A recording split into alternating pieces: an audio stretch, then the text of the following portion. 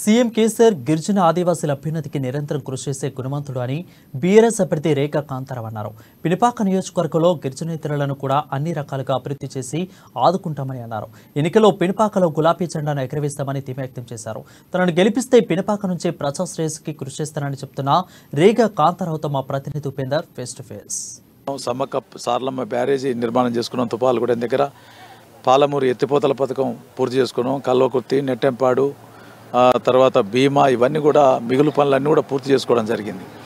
Sitarama project పనులు నడుస్తూ ఉన్నాయి. సీతమ్మ బ్యారేజ్ పనులు కూడా పనులు నడుస్తూ ఉన్నాయి.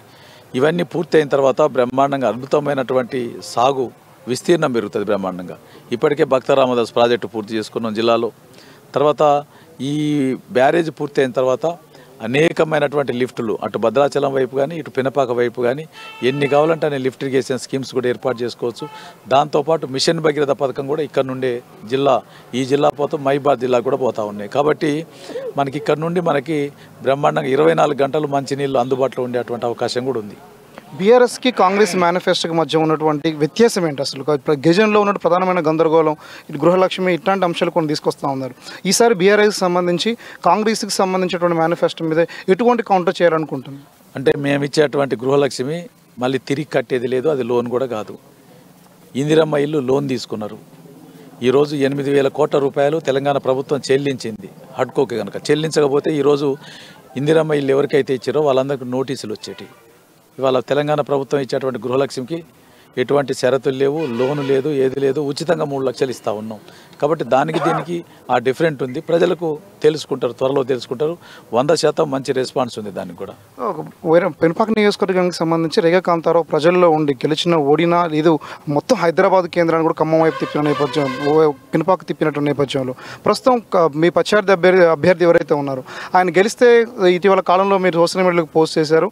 ప్రధానంగా కేంద్రం అంటే ఖమ్మం రేఖా కాంతారావు గారు ఎమ్మెల్యే క్యాంప్ ఉండాల్సింది, గెలిచిన అభ్యర్థి కనుక ఖమ్మం వైపు మారద్దు అనేటువంటి పద్ధతిలో ఒక పోస్ట్ చూసాం. ఇది దీన్ని ఎట్లా చెప్పాలనుకుంటున్నారు గిరిజనులకు సంబంధించి?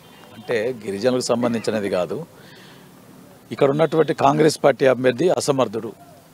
ఎందుకంటే పనులు చేత కాదు, ఎవరన్నా నడిపిస్తే నడతాడు తప్ప చేత కానటువంటి వ్యక్తి. ఆయన ఇంటి ముందున్నటువంటి రహదారిని కూడా 10 సార్లు అంటే 10 సంవత్సరాలు ఎమ్మెల్యేగా చేసి కూడా మంజూరు చేసుకోలేనటువంటి అసమర్థుడు. నేను 3 సార్లు మంజూరు చేసిన దాన్ని. 2009లో ఎమ్మెల్యే అయిన తర్వాత నేను ఎమ్మెల్యే అయినాటికి 2009లో మోకాటి లోతు గుంటలు ఉండే, ఒక్కొక్కటి 2 ఫీట్లు, కార్లు పోయే పరిస్థితి లేదు, బాడీ దగ్గర చక్రాలు తిరిగే పరిస్థితి ఉండే. 2009లో మంజూరు చేసి రోడ్డు మంచిగా నీట్గా తయారు చేసినాం, బీటీ రోడ్డు మంజూరు చేసి.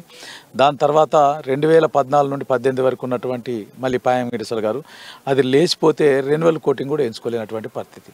నేను 2018లో గెలవగానే రెన్యువల్ కోటింగ్ వేయించేసినాం. మళ్ళీ ఇప్పుడు 11 కోట్ల రూపాయలతోని డబల్ రోడ్డుగా సెంట్రల్ లైటింగ్ ఏర్పాటు చేస్తూ ఉన్నాం. మరి అటువంటి అసమర్థునికి 100 పడకల హాస్పిటల్ మనుగూరులో ఏర్పాటు చేసినాం. 100 పడకల హాస్పిటల్ 2013లో నేను పోయే నాటికి నిర్మాణం పూర్తి చేసినటువంటి బిల్డింగు కుక్కలు, పందులు, పిల్లులు, ఎలకలు వండినది. దాంట్లో 5 సంవత్సరాల్లో కనీసం ఒక డాక్టర్ని కూడా వేయించలేదు. కనీసం హాస్పిటల్ ఉందా అని కూడా పోయి చూడలేనటువంటి అసమర్థుడు. ఆయనకు ప్రజా సమస్యల మీద అవగాహన లేదు, చిత్తశుద్ధి లేదు. ప్రజా సమస్యలు గాలికి వదిలేసిండు. 10 సంవత్సరాలు ఎంజాయ్ చేసిండు. తర్వాత వైద్యం పట్ల, ప్రజారోగ్యం పట్ల అసలే అవగాహన లేదు. ఇప్పుడు నేను 2018లో నేను గెలవగానే 14 మంది డాక్టర్లను ఏర్పాటు చేసిన హాస్పిటల్ రన్ అవుతా ఉంది. ఇలా ఆపరేషన్లు చేస్తా ఉన్నాం, డయాలసిస్ సెంటర్ ఏర్పాటు చేసుకున్నాం, బ్లడ్ బ్యాంక్ ఏర్పాటు చేసుకున్నాం, ఆక్సిజన్ ప్లాంట్ ఏర్పాటు చేసుకున్నాం, పోస్ట్ మార్టం సెంటర్ ఏర్పాటు చేసుకున్నాం. ప్రజలకి వాళ్ళ బ్రహ్మాండం ఉపయోగపడుతుంది. ప్రతిరోజు 600-700 మంది వైద్యం చేసుకుంటా ఉన్నారు నిరుపేదలు. మరి ఆయన ఎందుకు పట్టించుకోకపోవడం వల్ల ఎంతమంది ప్రాణాలు గాలిలో కలిసిపోయినాయి. ఇటువంటి అసమర్థునికి మళ్ళీ అవకాశం ఇస్తారా ప్రజలు? పినపాక నియోజకవర్గంలో ఈసారి ఒక స్పష్టమైనటువంటి హామీని నియోజకవర్గ ప్రజానికానికి రేఖా కాంతారావు గారు ఏమి ఇవ్వాలనుకుంటున్నారు, ఏం పిలుపునిస్తున్నారు ఈ వేదిక నుండి? 100% ఇరిగేషన్, ప్రతి ఎకరాకు సాగునీరు అందిస్తా. 100% మనుగూరులో ఒక పీజీ కాలేజీని ఏర్పాటు చేస్తా. తర్వాత దళిత బంధు ఏదైతే ఉందో పైలట్ ప్రాజెక్టుగా తీసుకున్నటువంటి దళిత బంధు ఏదైతే ఉందో 100% అమలు చేసి తీరుతా అని చెప్పే సందర్భంగా నేను తెలియజేస్తా ఉన్నా. మిగిలినటువంటి పోడు భూములు ఏవైతే ఉన్నాయో మిగిలినటువంటి పోడు భూములకు కూడా పట్టాలు ఇప్పించేటువంటి ప్రయత్నం చేస్తా.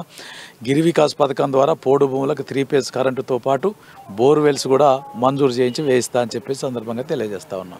పినపాక నియోజకవర్గంలో రేఖాంతారావు గారు ఒక టీచర్గా వ్యాయామ ఉపాధ్యాయుడిగా ఉండి ఎమ్మెల్యేగా అయ్యారు, చీఫ్ విప్ అయ్యారు. మరోసారి గులాబీ జెండా పినపాక నియోజకవర్గం ఎగురుతుందని భావిస్తూ ఉన్నారు ఫైనల్కి వచ్చి. 100% ఇవన్నీ చెప్పిన తర్వాత గెలవపోవటం ఏంది? ప్రజలే ఇవాళ ఊళ్ళలోకి పోతే ఎంత సంతోషంగా ఉన్నారంటే కేసీఆర్ గారి పార్టీ వస్తూ ఉంది, కారు గుర్తు వస్తూ ఉంది, కేసీఆర్ గారు వచ్చినట్టే స్వాగతిస్తూ ఉన్నారు. ఎందుకంటే ప్రతిరోజు మంచినీళ్ళు తాగేటప్పుడు పేద ప్రజలకి ప్రతిరోజు ఎవ్రీడే కేసీఆర్ గారు గుర్తొస్తున్నాడు. కేసీఆర్ గారు లేకపోతే నేను రోడ్డు ఎక్కి ధర్నా చేయాల్సి వచ్చిన పరిస్థితి ఉండే. ఆ రోజుల నుండి ఇంటికే నీళ్లు వస్తూ ఉన్నాయి. అంటే కేసీఆర్ గారు, దట్ ఈజ్ కేసీఆర్ అని చెప్పేసి వాళ్ళే స్వాగతిస్తూ ఉన్నారు. రైతు బంధు, ప్రతి రైతు ఆ రోజు మందు కట్ట కావాలంటే కొట్లాటలు పెట్టుకొని కాల్పులు జరిగి అక్కడ హార్ట్ స్ట్రోక్ వచ్చి చనిపోయినటువంటి రైతులు ఎంతోమంది ఉన్నారు. మంచి బయటికి పోయి ఛాయ్ తాగొత్తా అంటే చెప్పులు క్యూలో పెట్టుకున్నటువంటి పరిస్థితులు ఉండే ఆనాటి పాలనలో. కానీ ఈనాటి పాలన ఎట్లుంది చెప్పండి? బ్రహ్మాండంగా ఏది కావాలంటే అది అందుబాటులోకి వచ్చింది రైతాంగానికి. ఎటువంటి ఇబ్బందులు లేవు. ఈరోజు 24 గంటలు నాణ్యమైన కరెంట్ ఇస్తూ ఉన్నాం, ట్రాన్స్ఫార్మర్లు వెళ్తలేవు, మోటార్లు కాల్తలేవు. ఎంత లాభం చేకూరుతుందంటే అయినా కానీ మేము పెట్టుబడి సాయాన్ని ఇచ్చి దాన్ని పెంచుతామని చెప్తా ఉన్నాం. మళ్ళీ కాంగ్రెస్ హామీలకు సంబంధించి ప్రజలను ఆకర్షిస్తున్నాయి అనేది ప్రజలు అనుకుంటున్నారు నిధులు. ఇందులో మీరు చేసే కామెంట్ ఏంటి సార్? కాంగ్రెస్కి గ్యారంటీ లేదు, ఇంకా వాళ్ళు ఇచ్చే గ్యారంటీకి వారంటీలు లేవు, మన్ను లేవు, ఏది లేదు. దాన్ని ఎవరు నమ్మే పరిస్థితి లేదు. వీళ్ళే చెప్పుకుంటా ఉన్నారు. దాని పట్ల ఏది కూడా క్లారిటీ లేదు. మొన్న వాళ్ళ సిఎల్పి లీడర్ మాట్లాడుతూ సరైన సమాధానం కూడా చెప్పలేకపోతాడు ప్రెస్లో. అది ఏమవుతుంది? రాష్ట్రం అంతా చూసింది. అంటే దాని మీద స్టడీ చేయకుండా, ఆర్థిక నిపుణులు మాట్లాడుకోకుండా చేసినటువంటి పథకాలు. ఒకటి అడుగుతూ ఒకటి సమాధానం చెప్తా ఉన్నాడు. అందరూ కూడా వీడియోలు చూసిర్రు, అంతా కూడా టీవీ నేను చర్చలో మాట్లాడిండు, ప్రజలందరూ చూసిర్రు. కాబట్టి అది ఎవరు నమ్మే పరిస్థితి లేదు. వారంటీ లేదు, గ్యారంటీ లేనటువంటి పార్టీ అది. ఖమ్మం జిల్లాలో కాంగ్రెస్కి సంబంధించి 10 సీట్లు అంటున్నారు, బీఆర్ఎస్ సంబంధించి 10 సీట్లు అంటున్నారు. ఇందులో రేఖాంతారావు గారి అసెస్మెంట్ ఎనాలిసిస్ ఏంటి? 100కు 100% మేము క్లీన్ షిప్ చేస్తాం, చేయబోతా ఉన్నాం. మీరు చూడండి. మీరు ఇది ఓవరాల్గా చూసుకుంటే పెనపాక నియోజకవర్గంలో ఈసారి గులాబీ జెండాకు సంబంధించి కూడా ఎగురుతుంది అని చెప్పేసి కూడా స్పష్టంగా చెప్తా ఉన్నారు. నియోజకవర్గ వ్యాప్తంగా ఉన్నటువంటి గిరిజనేతరులు కూడా ఎటువంటి గందరగోళం పొందాల్సిన అవసరం లేదు. అన్ని రకాల బీసీ బంధు, అలాగే దళిత బంధు, అన్ని రకాలుగా సౌకర్యాలు ఏర్పాటు చేసి అందరినీ కంటికి రేపలా కాపాడుకుంటామని చెప్పేసి కూడా పినపాక నియోజకవర్గానికి చెందినటువంటి బీఆర్ఎస్ అభ్యర్థి రేఖాంతారావు మనతో చెప్తా ఉన్నారు. ఇది ప్రస్తుతం పరిస్థితి. కెమెరా పర్సన్ హరితో ఉపేందర్, అమ్మానీస్, పినపాక నియోజకవర్గం నుండి.